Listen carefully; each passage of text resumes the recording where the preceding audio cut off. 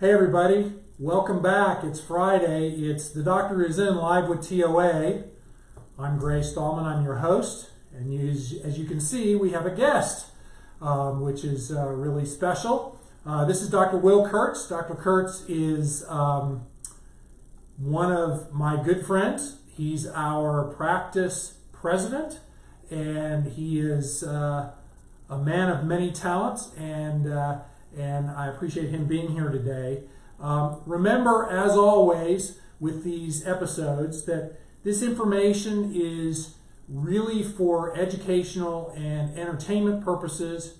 We are orthopedic surgeons, but we're not your orthopedic surgeons, so don't consider this medical advice. If you have any questions, concerns, please talk to your primary doctor, contact TOA, TOA.com, and talk to one of us about your particular problems so that we can get you the right answers for you. Now, as you can see, we're trying to be respectful of social distancing. Kevin here is helping us to keep apart. I hope that everybody at home is not going completely nuts and crazy. It is a weird time, and again, all of us are in this together, so please make sure that you try to do what you can so that we can minimize the spread of this weird disorder. Anyway, so today I thought we'd talk a little bit about something that's kind of near and dear to my heart, and I'll tell you why in a second. But before we get to that, this is Dr. Will Kurtz, and I asked Will to come by, and first off, he's going to tell you a little bit about himself, and then we'll dive into our topic. Welcome. All right, well, thanks for joining us. I'm Will.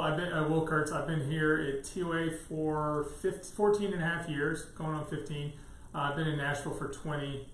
Trained, same with Gray, I trained at Vanderbilt, and then went off to Boston for a year with my wife, and then we moved back to Nashville. So it's been great. I do hip and knee replacements, and so we have a back specialist here with Gray and a hip specialist with me. So I believe we're going to talk about how Gray and I kind of help differentiate, patient's pain, because oftentimes I'll see a patient for hip pain, but really they need Gray's expertise, and I'll refer them on to Gray. And oftentimes Gray sees patients who come in and they say they think they have more back problems, and they end up actually indeed having hip problems. And so there's a lot of overlap between what Gray and I do, and so we're going to discuss that, I believe. Yep, absolutely. So the little secret here, if you've never seen one of our marketing videos, is Will actually did my hip replacement. And so he and I have a bond that's a little bit different than most of the other people in the office. So as Will said, it's very common for somebody to come in and say, "Doc, my hip hurts, my hip hurts." And yeah, maybe their hip, but pain in the hip, and that's kind of a vague area, can also come from your back. And so, Will, why don't you tell me kind of what you look for to try to determine if somebody's pain problem is really more their hip or maybe something else or both? Yeah, it's actually, having done this for a long time, I feel like we've gotten pretty good at if you think about it being either back or hip, as long as you explore both possibilities, you're going to get to the right answer. For the most part, I ask my patients just a handful of small questions, mostly the location of the pain. If a patient comes in and tells me that their pain is in their groin, I'm right off the bat thinking it's more likely their hip than their back. And the reason between that, I'm going to use Kevin here because he's a nice little model for us.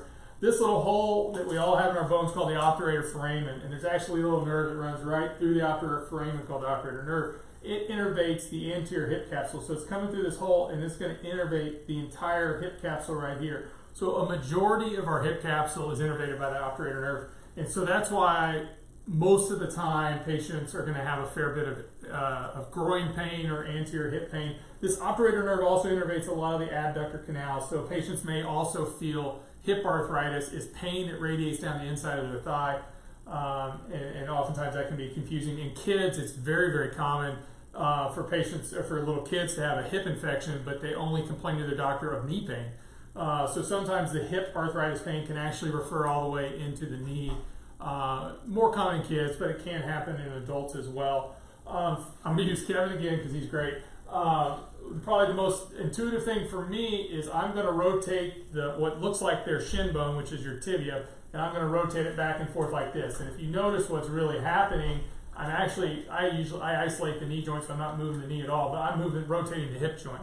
And anybody who has hip arthritis is going to be very stiff with rotation of their hip joint, and it's going to elicit or cause a lot of groin pain. So that is probably the number one sign that I look for, is when I rotate that hip joint, is it causing pain? So ultimately, I'm not trying to stretch the sciatic nerve when I rotate the hip joint. If you converse that with what we call a straight leg raise, is where you straighten out the whole leg and try to get them to basically kick their foot up as high as they can, that is pulling on the sciatic nerve, and that would be more classic of buttock pain caused by a pinched nerve in their back. So I do those two moves. They're probably my two biggest go-to moves. If somebody hurts when I straighten out their lower leg, that's pulling the sciatic nerve, and I'm probably thinking it's more of a back issue.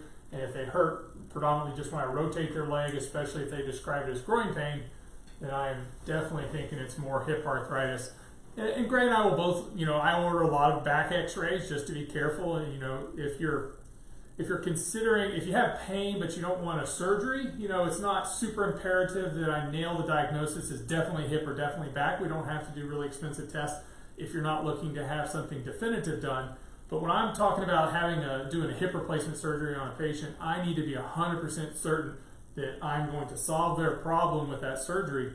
And so I need to be 100% certain that we're doing the right thing, which means I'm not trying to do a hip replacement for back problems, because that has a 100% failure rate. So we want to make sure we're operating on the right body part. So when somebody talks to me about this, saying this hurts enough to want surgery, then I am going to be very, very particular to make sure that the diagnosis is 100% accurate. If somebody just says they hurt and they just want some anti-inflammatories or physical therapy, we may not do back MRIs and spend a lot of money really nailing down that diagnosis if they're just wanting casual conservative treatment. But when they talk about surgery, I get back x-rays a lot of times. If there's any hint at all of some back pathology, if they have x-rays that confirm it could be back pathology, I'll order MRIs and things like that just to make certain that we're indeed doing the right surgery. And Gray and I both see patients that maybe they had a back surgery and then they come see me, and sometimes I diagnose people with hip arthritis that had back surgery elsewhere that probably didn't need back surgery. And sometimes it can go vice versa, where somebody has a hip replacement and it really should be been a back surgery. But if you go to a good surgeon, they're gonna think about those two possibilities and the overlap that occurs, and they're gonna make sure that they don't make a mistake before they do something as serious as a surgery. Yeah, I'm in total agreement. I look at the world as common things are common, and hip arthritis is common, back pain, sciatica, nerve pain, we've talked about that on previous episodes, is common, and they can often overlap. Many times when patients come in to see me, they'll say, "Doc, my hip hurts," and I always ask them, "Where's your hip?" And they may point here, they may point here, they may point here, and those can be different things. Now, pain in the back of the buttock area can certainly be coming from your back. That's the most common thing we see. Muscles attached down the spine. The joints can refer pain down into the buttock area. The nerves and the sciatic nerve, as Dr. Kurtz talked about, run in that area. But there's some other things around the hip that can cause pain in that area too. I have certainly seen people occasionally with hip arthritis that complain primarily of buttock pain. That's not typical, but it can happen. What we often see, though, is things like deterioration or degradation of the muscles around the hip joint. So the buttock muscles that attach to the upper hip area can tear or fray as we get older, and that can lead to deep buttock pain. People can have, and it's sometimes hard to tell because it's all right close together, can have hamstring tendonitis problems up in the buttock area that look like hip pain, or people feel like it's their hip. People can have bursitis or inflammation around the side of their hip here, which is not really a hip arthritis problem. It's not a spine problem, but I call it a hip joint area problem. It's not a joint problem, it's more of the soft tissues around. And so as Will said, it's important, vitally important if we're going to do surgery, to know what the diagnosis is.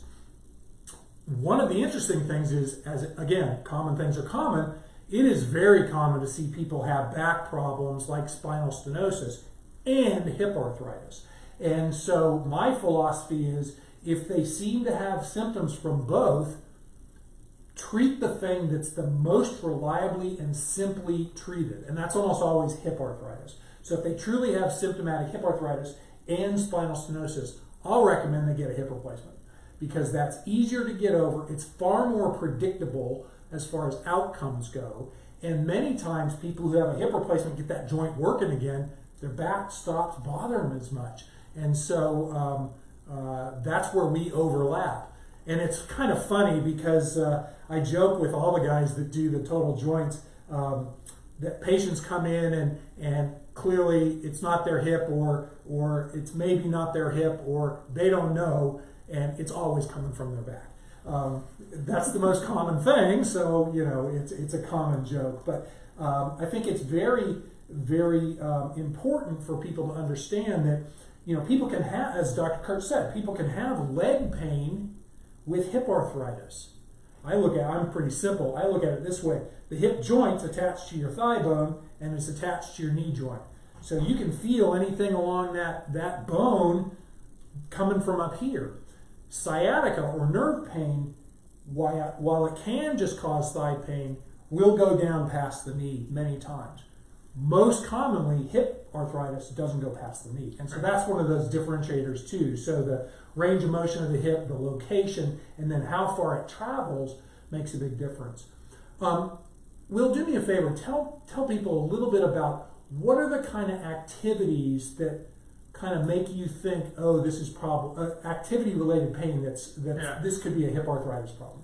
Yeah, so if they have morning stiffness, that's pretty classic. The first couple steps out of bed are hard. Hip arthritis, when it gets to be severe, especially when you're severe enough to be thinking about a hip replacement, they're going to have a lot of nighttime pain that follows a very active day. And the thing about bones, if you have a stress fracture in a bone or arthritis in its extreme form really just hurts like a stress fracture hurts. But if you are active during a day, and for some people that might be really active, that might be, walking a couple miles on the track, but for other people it might just be going to the grocery store, but some level of activity that's above your average activity for that patient. And then when they go, finish their day, maybe they sit down for an hour or two, and if they stand up and they have really intense pain for those first 10, 15 steps, that is classic for stress-induced pain in the bone, and most of the time that's arthritis, unless they have another reason to have a stress fracture somewhere else in their body. But a lot of times you see that, I call it startup pain. That's very classic for arthritis, and it can extend all the way into nighttime pain, which is where patients ache at night and they can't get to sleep at night.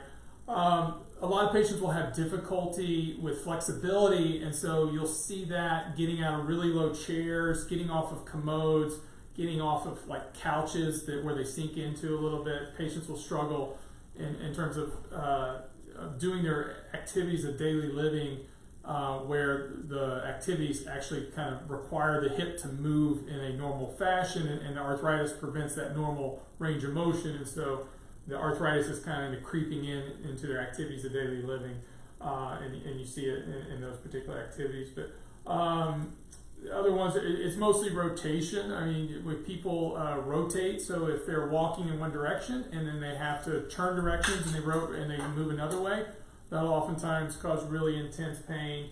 A lot of patients will comment that they have a hard time getting out of the car after they drive to work or drive home from work. Those are pretty typical for arthritis type pains. And then a couple other things, great, we talked about differentiating between hip and back. Sometimes we'll order MRIs, but oftentimes we can also order a shot, just a lidocaine shot or a cortisone shot in either the hip or the back. So in the back, we call that an epidural steroid shot, or in the hip, it's just an intra-articular cortisone shot or lidocaine shot. And I tell patients it's both therapeutic and diagnostic. Hopefully hopefully it'll alleviate their pain for a couple weeks, and so that's the therapeutic portion of it. But then it's also a diagnostic tool, because if it alleviates their pain, then it gives us as doctors confidence that that is indeed the source of that patient's pain, and attacking that body part, whether it's the back or the hip, would yield good results, as opposed to trying to deal with the other body part. So that can be helpful. And then you mentioned a little bit about how the outside of the hip works. So when a patient comes in and they say it's groin, I'm immediately thinking it's hip arthritis. A lot of times there's a lot of overlap, and patients will say they hurt on the outside of their hip. And so I just want to show Kevin's wonderful outside of his hip. I'll hold Kevin's hand for you. So this protuberance of bone, or bony landmark, is called the greater trochanter. And we all have muscles that attach on here called the abductors, collectively gluteus medius and minimus, but they come down here. So a lot of patients will come in and they say, I have hip bursitis, and that's a very, very common diagnosis. And that technically just means inflammation in this general area, because this is where the hip bursa is. And we all have bursas all over our body, anywhere where you have a bony prominence, like on the bottom of your elbow or shoulder or hip. If there's a bony prominence, we also have a bursa that kind of acts as a cushion. So hip bursitis just means inflammation in this area. And these patients will have pain when they sleep at night, pain when they roll over on that side, and just overall kind of tightness in that area. They oftentimes will have abductor tendon tears as well, especially it's very common after the age of 55, 60 to have these abductor tendons that come down. The inflammation will lead to deterioration of those tendons, and a lot of times you'll have some tendon tears. Technically, I'll give a patient, if they come in and they just say they have lateral hip pain and it hurts to touch there, I don't mind giving them a couple cortisone shots to alleviate the bursitis. After a while, you can't just do cortisone shots forever. You probably need to do an MRI to make sure you don't have an abductor tendon tear. But that's a very common kind of intermediate ground between back and hip surgeons. A lot of times, those bursitis and abductor tendonitis occurs because a lot of us these days are just really stiff and a lot of stress. We carry a lot of stress around, and it tightens up all of our muscles, and it makes everything super tight. So I always encourage people to try to stretch, do yoga. You can do massage to that area, but that's a very common place to get muscle tendon problems and inflammation problems. So yeah, so a couple of things about the abductor area. The tightness of the body, in my experience, as our bodies age, our soft tissues degrade. And so they tend to get tighter, less flexible, less pliable. And so as these tendons, these attachment points get tighter, the muscles get tighter, there is more stress on them. And so they can become irritable or injured more easily. And so one of the big things that we recommend with regard to trying to help make yourself more durable fighting Father Time is really being diligent about total body flexibility, keeping those soft tissues as limber as possible, because doing nothing with them, the natural course is to get tighter and tighter and degrade. And so you can kind of slow down some of that aging process, that fight against Father Time, by maintaining flexibility. Just as we've talked about with regard to the lower back, same thing. Muscle strength, core strength, and flexibility are key to trying to help keep you minimizing the amount of discomfort that you have with regard to your back. In my experience with my hip, I had about a 2-year history of increasing symptoms, and as Will said, some of the classic symptoms I had was getting up. That startup pain really started mild, moderate, and then got severe. It made it very difficult for me to get out of my car. I'm a tall guy and I've got a little car, and rotating my hip to get out of the car was really painful. I could no longer put my shoes and socks on my left side because I couldn't rotate my hip. I lost the ability to go upstairs sooner than I lost the ability to go downstairs. That was kind of the last thing I lost. I remember the day before we went to the operating room, I sat at the elevator, stood at the elevator here. I'd always gone down the stairs but couldn't go up. And I finally hurt so bad I couldn't go down the stairs. And I said, okay, it really is time to have this done. And made a gigantic difference for me. So it was totally worth it for me. So again, we've talked a little bit about hip anatomy. It's super common to have multiple problems happening at the same time because all of these things are basically related to the degenerative process, the wear and tear process of Father Time in our bodies, and how back pain can give you hip area pain, but most of the time it's not the hip joint itself. It's actually coming from radiation of pain from the muscles and the joints in the back and then the nerves that run down your leg. Hip arthritis pain is most commonly mechanical, is what I say, movement related, oftentimes in the front, many times down the thigh. There's some other structures around this area that can give you trouble. You know, Greg, you're one of the few people in our group who does SI joint treatments. Maybe you can tell the audience a little bit. The SI joint is the joint in the back of the pelvis. I'm going to turn Kevin around here. But why don't you tell them a little bit about what you do with the SI joint and how you help differentiate that pain? Yeah, so that's actually a good point because the sacroiliac joint, which is back here where the ilium attaches to the sacrum, this triangular shaped bone, which is the bottom of the spine. And it's a joint. It's built just like all your other major joints. It has cartilage in it. It has joint fluid and joint synovial tissue in it. It doesn't move very much. But what we see is it can break down and develop arthritis or inflammation just like any other joint. And it is a common, fairly common, source of pain that people attribute to their hip. They point to the back of their pelvis and their buttock area with regard to pain. Now, it can also cause pain that radiates down the leg because the nerves that come out that make up the sciatic nerve, primarily the L5 nerve, which comes out at the very bottom here, runs right in front of that joint. And so you can get referral of pain down the pathway of that nerve. And so for years and years and years, we've not really been able to do anything with the sacroiliac joint because it's a very difficult joint to get to, and it's a very hard operation to try to fuse that joint together. That's the only thing we have surgically to try to help that pain problem. If we can diagnose the sacroiliac joint as really the primary source of their pain, and there's a little bit of a physical exam component to that, and there's also an injection component. As Will said, with the hip, you can do an injection of lidocaine or steroid and lidocaine and use that both as a treatment, a therapeutic injection, but you can also use the results as a diagnostic tool. If pain goes away, it's more likely coming from the hip joint. You can do that into the sacroiliac joint too.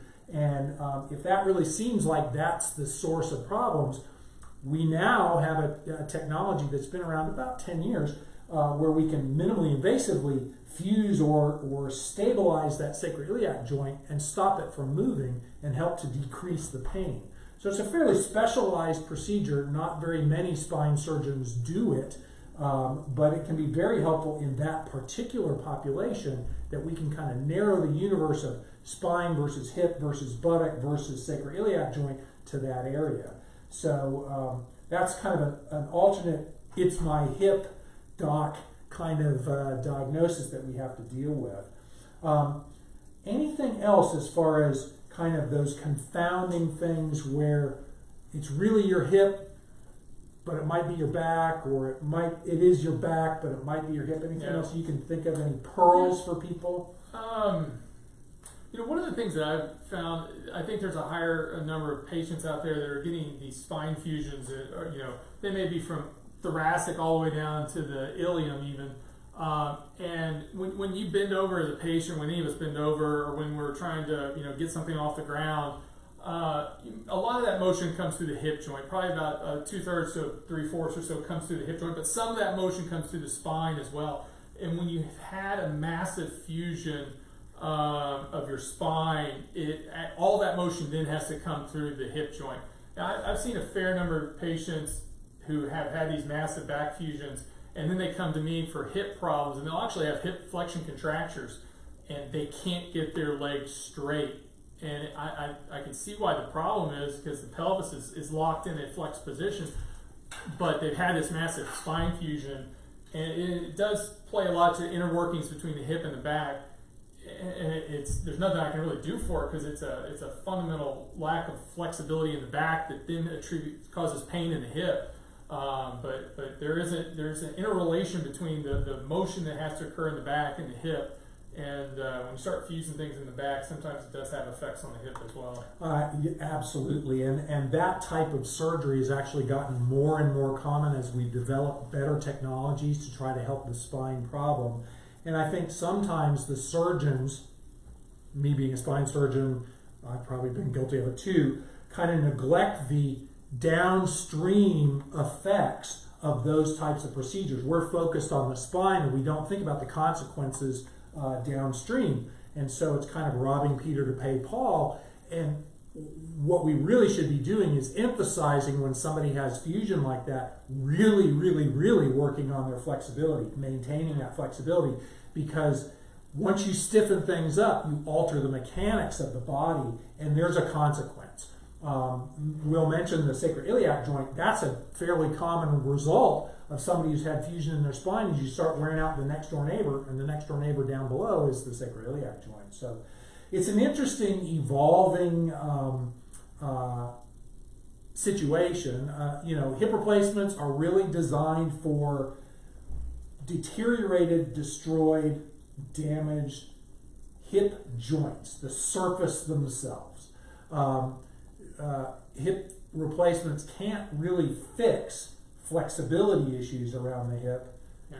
And it's not appropriate to try to fix a soft tissue problem in most cases, I would imagine, with a hip replacement. I mean, I imagine there's some situations like that, but same thing with the spine. There are some things that just can't be fixed with surgery. But it's an interesting dilemma that he and I and all the spine guys and all the joint replacement guys, we mesh up a lot because symptoms overlap. Yeah. And processes are not isolated from one another. So it's always been really interesting to me. For example, I always get a hip x-ray, a pelvis x-ray to look at the hips because I can count it on multiple hands the number of times when I've said, well, it's really not your back, it's your hip that needs to be taken care of. And so you can see there's no one answer, and there's not always, it's sometimes a little bit harder to figure out. Anyway, so I appreciate you being here. I hope this was helpful to you. Please comment below, and if you have any questions, we'll be happy to answer them. If you have any suggestions about what topics you'd like to hear from next, I'd love to know that. We're trying to line up a whole slew of different specialists at TOA to talk about different topics, because I know you're sick and tired of talking about the spine. I still like talking about it, but you're sick and tired of it. And again, go to TOA.com. You can learn about Tennessee Orthopedic Alliance, learn about our offices, learn about our practice offerings. We have most of our offices are open right now despite the pandemic. We had to consolidate a few offices. Some of our service has been tailed back a little bit. We do offer telemedicine visits, so if you want to get an appointment online and visit remotely, we have the ability to do that as well. Have you done some of that? Yeah, we have. It's been great. It's an interesting, we can't touch the patient, but there's a lot of things that we can actually get done and certainly learn from a patient, even a brand new patient, that we don't necessarily have to have an x-ray or a hands-on visit the first time around. Some of these things we obviously have to have a hands-on visit. But anyway, I hope y'all have a good weekend. Thanks for joining us. We'll be back next week. I don't know the topic yet, but we'll get it out to you. And in the meantime, go out there and live your best life.